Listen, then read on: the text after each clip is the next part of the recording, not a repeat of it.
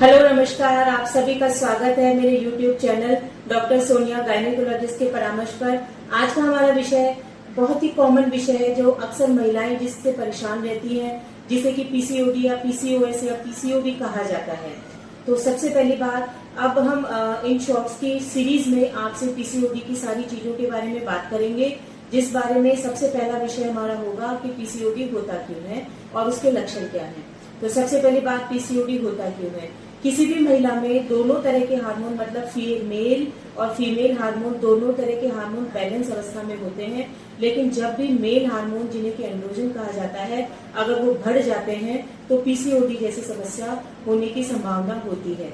इसके अलावा आपकी सेल्स जब इंसुलिन के लिए सेंसिटिविटी कम हो जाती है, जिसे कि इंसुलिन रेजिस्टेंस भी कहा जाता है, तो पीसीओडी की समस्या डेवलप हो जाती है। इसकी सिस्ट फॉर्म होती भी हमें दिखती भी है, जिसे इसीलिए इसे पीसीओडी कहा जाता है।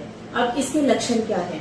सबसे पहला लक्षण पीरियड का इरेगुलर हो जाना या माहवारी का इरेगुलर हो जाना, जिसमें या तो आपको महीना बहुत डिले करके आएगा, महीने 2 महीने 3 महीने से आएगा, या फिर बहुत जल्दी जल्दी आ जाएगा, या फिर बहुत ज्यादा आएगा, या फिर बहुत कम आ जाएगा। इस तरह से पीरियड की रेगुलरिटी हो जाएगी।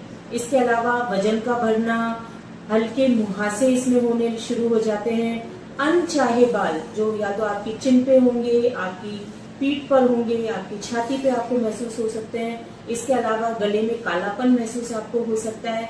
कई महिलाओं में बीपी भी बढ़ना शुरू हो जाता है, आपको थकावट महसूस हो सकती है, बालों का टूटना महसूस हो सकता है, पेट में दर्द हो सकता है। इसके अलावा कुछ साइकोलॉजिकल इश्यूज भी हो जाते हैं, क्योंकि आपका वजन बढ़ रहा है, पीरियड इरेगुलर हो रहे हैं, तो उस वजह से महिलाएं डिप्रेशन या एंजाइटी के लक्षण भी उनमें डेवलप होना शुरू हो जाते हैं। इसके अलावा अगर आप मैरिड हैं तो आप में इनफर्टिलिटी, जिसमें बांझपन या बच्चा नहीं लगने की दिक्कत हो जाती है, जिस वजह से या तो बच्चा नहीं लगेगा तो वो खराब हो जाता है या बढ़ता नहीं है पेट में। आगे की विषय के बारे में हम आगे की वीडियो में आपसे बात करेंगे। नमस्कार।